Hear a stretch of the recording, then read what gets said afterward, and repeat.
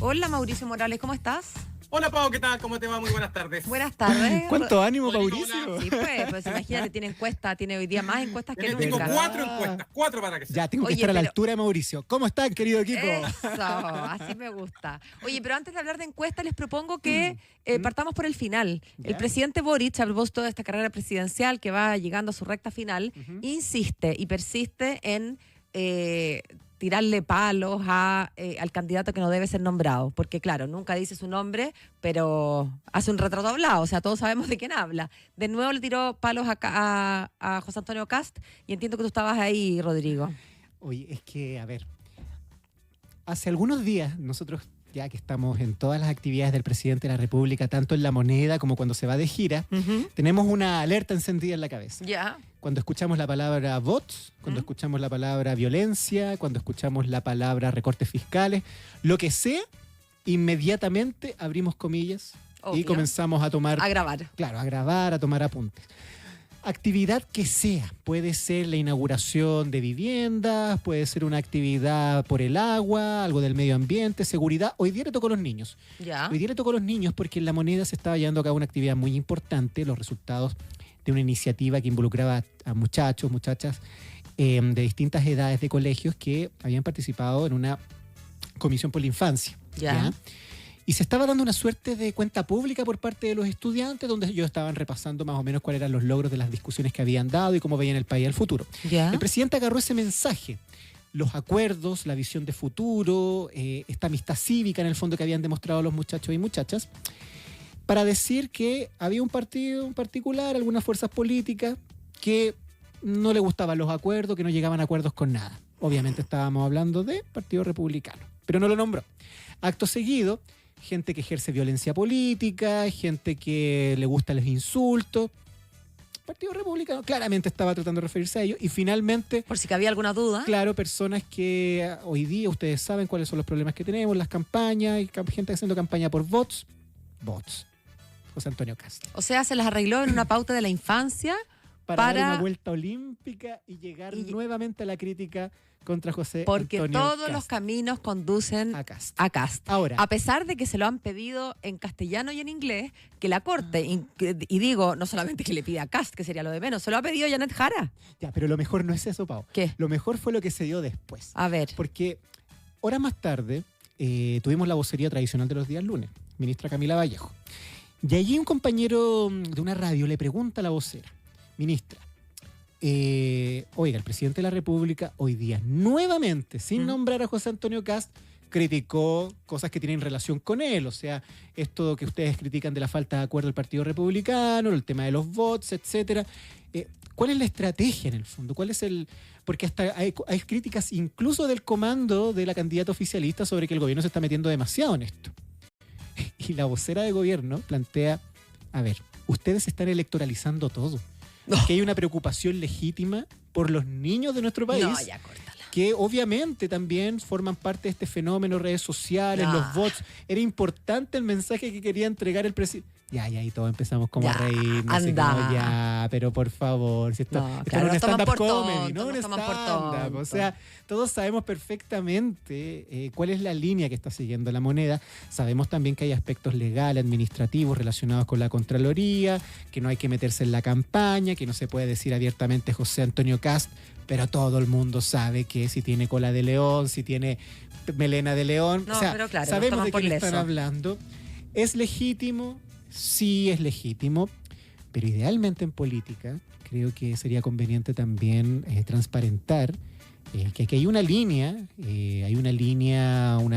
podríamos decir una hoja de ruta para los días que quedan de campaña, que ha quedado demostrado por las últimas semanas también, donde esta antítesis Boric-Kast va a quedar demostrada en una y cada una de las instancias posibles, sea quien sea el orador de turno, y en esta ocasión obviamente el presidente de la República ha sido el protagonista de esto, y es un tema que pese a las críticas de la oposición, que en esta oportunidad son las que menos importan al parecer, porque las que más generan ruido son las del propio oficialismo, dan lo mismo. Mauricio, ¿qué lectura política haces tú de algo que ya obviamente no es casualidad, no es sin querer? Acá hay un diseño, porque además, como comenta Rodrigo, se las arregló para llegar a hablar de los fenicios a partir de cualquier cosa. Sí. Sí, yo defiendo la idea de que el presidente Boric está ejerciendo como jefe de coalición, cargo que le tocó muchísimo encabezar en los años previos porque tuvo muchísimos problemas para ordenar su respectivo pacto, tanto así que lo tuvo que cambiar a medio camino, incorporando de manera mucho más masiva el socialismo democrático. Eso es lo primero. Lo segundo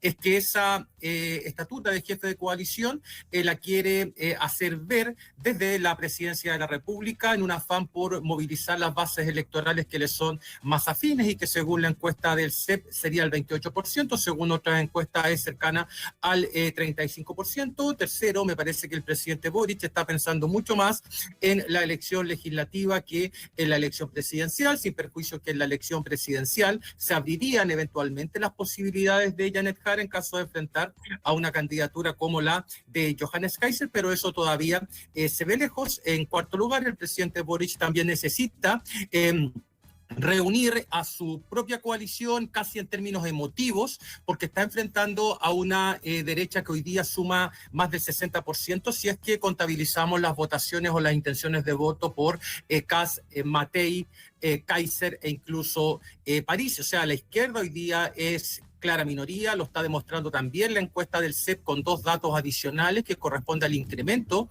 en el porcentaje de personas que se identifican con la derecha, y por otra parte, aunque no necesariamente están correlacionados, hay un aumento también en los apoyos a un régimen autoritario. Entonces me parece que el presidente Boric, más que, claro, está concentrando su crítica en la figura de José Antonio Kast, pero acá hay un proyecto político que defender, es decir, hubo una derrota ideológica en el plebiscito del año 2022, hubo una derrota política para el gobierno al momento en que incorporó de manera masiva y a puestos claves de poder al socialismo democrático, hubo una derrota electoral en las elecciones locales, también en el plebiscito, en la elección de consejeros constitucionales del año 2023 y en las elecciones locales de 2024, y puede existir casi una derrota moral, si ustedes lo quieren ver así, para la izquierda, en caso de que el presidente Boric le tenga que entregar la banda presidencial a un representante de la derecha más radical. Pero Mauricio, ¿cómo le explico yo a las personas que nos están escuchando cuando tú dices que Boric está actuando como jefe de coalición,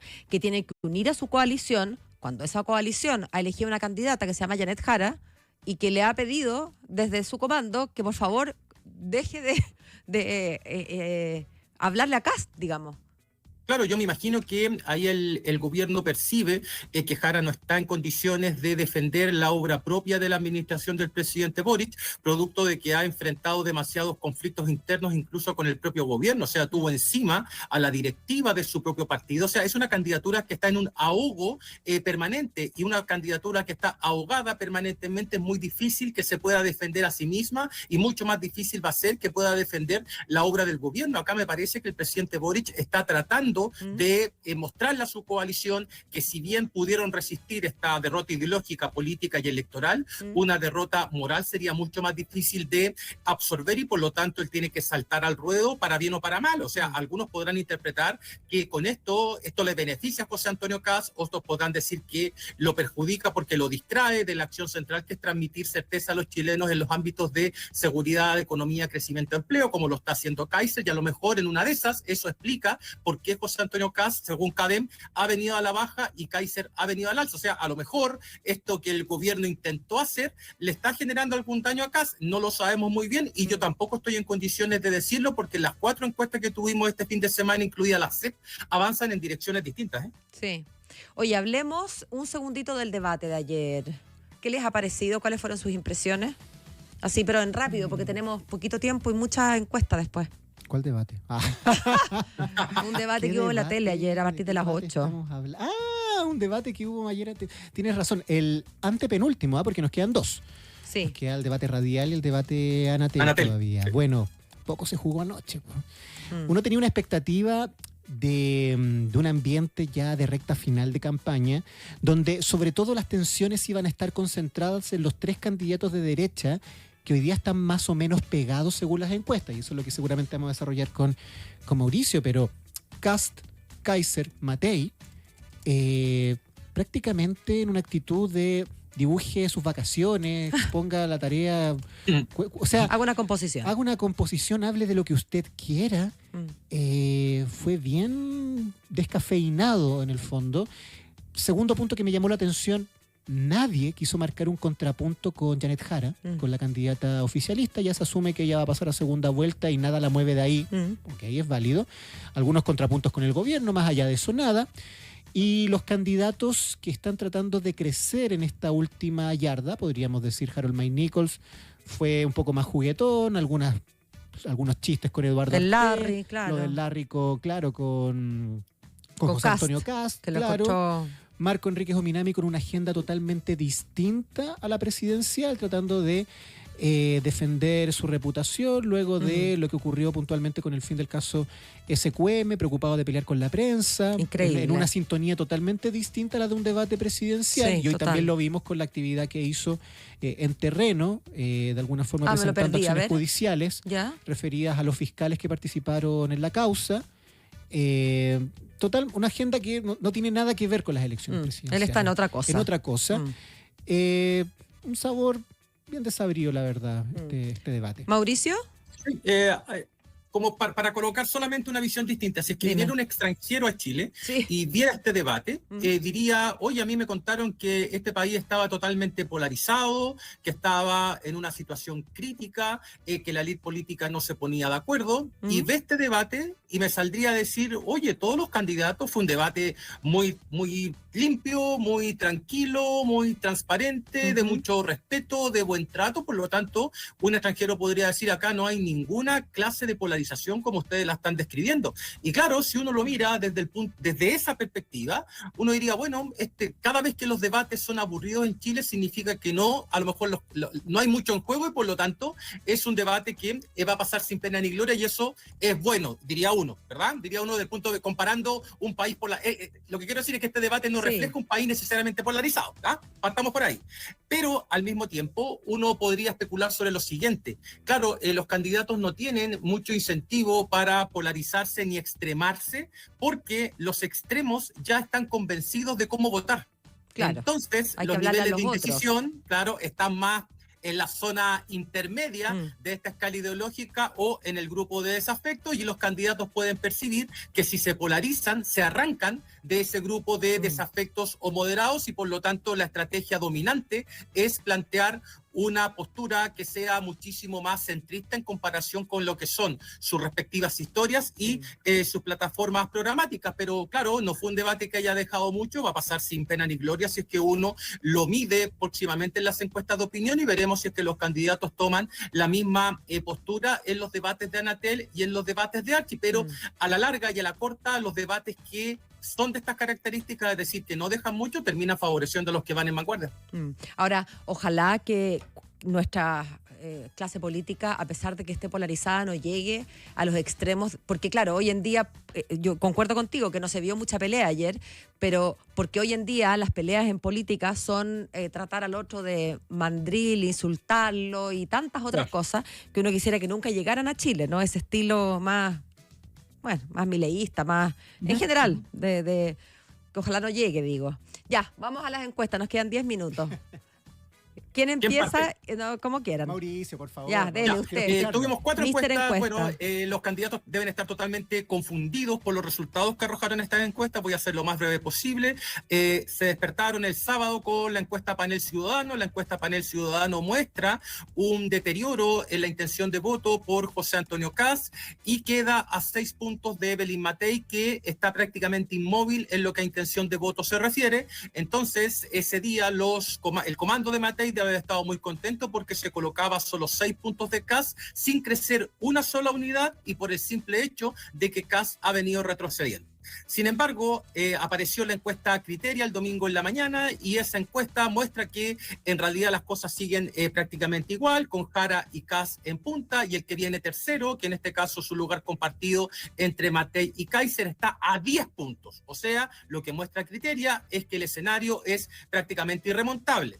Y en la tarde apareció la encuesta CADEM. ¿Y qué muestra la encuesta CADEM? Nuevamente un deterioro en la intención de voto por José Antonio Cast, que llega a 20 puntos, y la novedad es que matemáticamente, si bien está empatado con Matei y con Parisi, aparece Johannes Kaiser, quien se ubica a 6 puntos solamente de José Antonio Cast, que en realidad son 3 puntos. ¿Por qué? Porque como son dos candidaturas cuyo juego es de suma cero, es decir, lo que baja Kast, lo sube Kaiser, bastaría que Kast retrocediera 3 puntos y que esos 3 puntos fueran para Johannes Kaiser para que la situación quede total y absolutamente empatada. Pero hoy día, durante la mañana, a mediodía, tuvimos la encuesta del CEP y la encuesta del CEP va más en línea con la encuesta Criteria, en el sentido de que Jara aparece en el primer lugar con 25 puntos, sí. Kast con 23 puntos y 11 puntos más abajo recién Evelyn Matei con 12 unidades. ¿Rodri? Fíjense que este escenario que se está comenzando a articular en las encuestas, dentro de los pesimistas panoramas que le esperan a Janet Jara en la segunda vuelta, sí. Parece ser el más positivo de todos. Fíjense que la posibilidad de que Janet Jara pase a segunda vuelta con un José Antonio Kast debilitado por Johannes Kaiser, ¿ya? De alguna forma pisándole los talones y que sean ellos dos quienes ocupen la posición mayoritaria en la derecha en nuestro país, eventualmente la deja a ella en una posición más fácil para este mes de campaña de segunda vuelta, donde va a poder apuntar a esta candidatura, ya sea Kast o Kaiser, como una candidatura que representa a la derecha cavernaria, la derecha antigua, la derecha ultraconservadora, incluso la derecha pinochetista.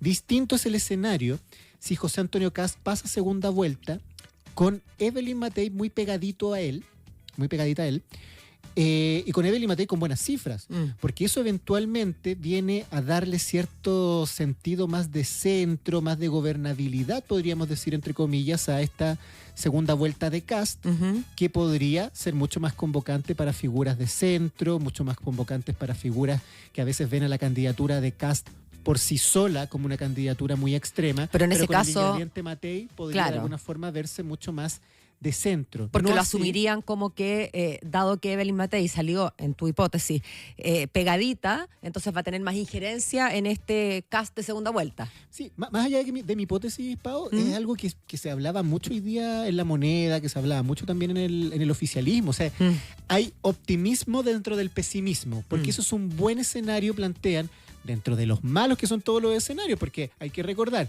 todos los escenarios de segunda vuelta para Janet Jara la catalogan como perdedora, con los posibles candidatos o candidatas que pasan a segunda vuelta. No estamos hablando de Artés, no estamos hablando de Marco Enrique Ominami, porque ya, es otro escenario.